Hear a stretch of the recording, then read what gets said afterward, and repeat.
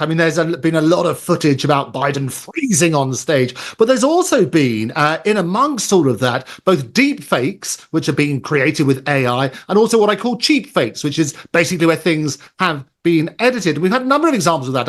I present a series called Andrew Eborn's Fake or Fact, and we've been looking at some of those. There was, for example, Biden went to Belfast, and there was a video that went viral with him pushing aside Rishi Sunak and basically shaking hands with somebody else. And it was under the thing that he didn't know who Rishi Sunak was and therefore ignored him. Well, I got hold of the original video, and actually he did greet Sunak appropriately and dealt with on that sort of basis. So that was a cheap fake, and it was edited to make him look bad. There was also the fundraiser, you'll remember, when he was with Obama on stage, and the headlines screamed around the world. He froze for 7 seconds and had to be dragged off stage by President Obama. Well, again, I went back to the original video and looked at the interview. I think it was with Jimmy Kimmel. And throughout the interview, he was lucid and dealt with the audience. And actually what he did, he waved to the audience at the end. He allowed them to take selfies. And in that glorious moment, like Michael Jackson used to do on stage, that bit of stillness to show power and authority, that's what he did for those 7 seconds.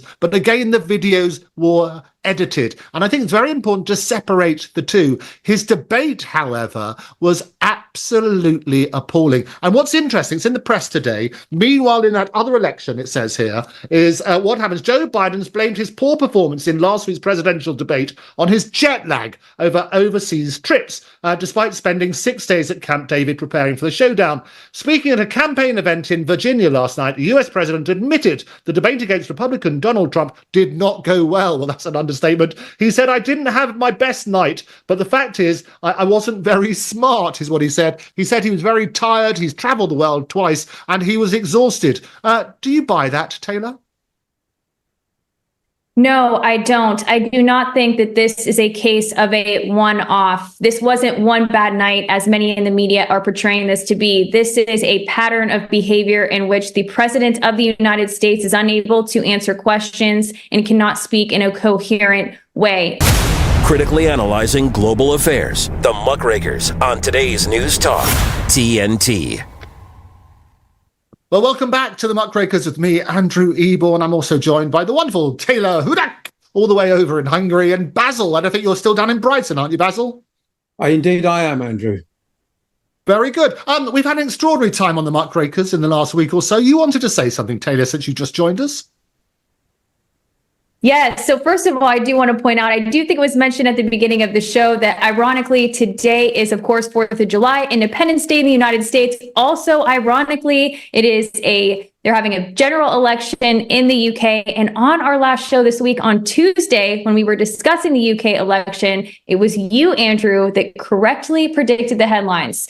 STARMERGEDDON. It was in the UK media to reflect upon what is to take place in the UK with this general election. So good job on that. I know we're now about to head into some predictions ourselves about the US election and who could potentially replace Joe Biden. You make some very interesting points. And I have to say, I mean, it's normal, isn't it, actually, you talk about PR, when you say, oh, somebody's got to step down and they're on the team, you all deny it. It's rather like, are you saying, are you going to stand in an election? We've had all sorts of people on this very program say, oh, we're not going to stand, not going to stand. I'm not going to challenge anybody for the leadership. You always support the status quo. It is interesting. But thank you for your comments about predictions, because we do that very well on the Muckrakers. Not only did we predict STARMERGEDDON as the headline, but also we had Dr. David Bull on, who broke the news about Andrew Taylor and him being an actor and how he can put on these rough voices and so on and so forth, and the potential stitch-up of Nigel Farage on that sort of basis. So this is the programme. When people talk, they talk on the Muckrakers with Andrew Eborn. And what a joy. I want to talk about the American Constitution, though, before we look at replacements, because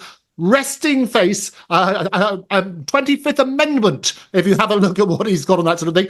Talk to me, Basil, about the 25th Amendment and why it's relevant. Oh, I don't know what the 25th Amendment is, Andrew. I have to say, and having 100% record of getting these things right, Michelle Obama at those odds would be, it's worth putting a few bucks on that. Going back to the 25th Amendment, just so people understand it, do you understand this, Taylor, or shall I unpack it? 25th Amendment. replace Joe Biden, perhaps. I think people are also just motivated generally to vote for somebody who isn't Trump. Those who really fell for what many call the Trump derangement syndrome. I think they're just motivated to vote for anybody else other than Trump, which I think is also perhaps what could have led to Joe Biden becoming successful. Of course, there has been also a lot of evidence to suggest that election was manipulated, the last one, but I think that people were willing to vote for somebody who couldn't arrest her. Election denial. I know, right? It's right. But I think that it is fascinating to have discussions as to whether or not Michelle Obama would run. I personally do not understand why she would choose to do that. Think about the life that they have now. They're both, she and her husband, out of politics to re-enter into this space, into the political arena. It seems a little bit crazy to me, I will say, but I've seen that there has been some polling to suggest that she would be a very popular candidate and potentially able to beat Trump. So that will be very interesting to see. And as you said, Roger Stone has also predicted this, another former political insider.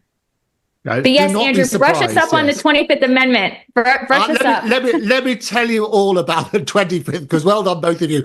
So sitting back time, this is to do with the removal of a president. That's why people might start banding it around, because you need to look at this sort of side. 25th Amendment. So what happens is if somebody's unable to discharge their duties as president, they can effectively voluntarily offer up their sort of resignation. And then the vice president steps into their power, which means that you would automatically have Kamala on the ticket. They wouldn't lose money and so on and so forth. And it would work on that sort of basis. So expect that to be bandied around about the 25th Amendment. But that's what it's to do with, the removal of the president. A fascinating and illuminating discussion, as always. Tomorrow, we're going to be doing a deep dive a bit more into 9/11. We'll also have a quick look at what might have happened. I predict there'll be a few upsets overnight here in the UK, but STARMERGEDDON, I think, is almost certainly on the cards. Do join us tomorrow for the Muckrakers, same time, same place. But in the meantime, Basil, Taylor, always a pleasure. And do look out for that 25th Amendment. We will drive the narrative here on the Muckrakers. I'll see you tomorrow.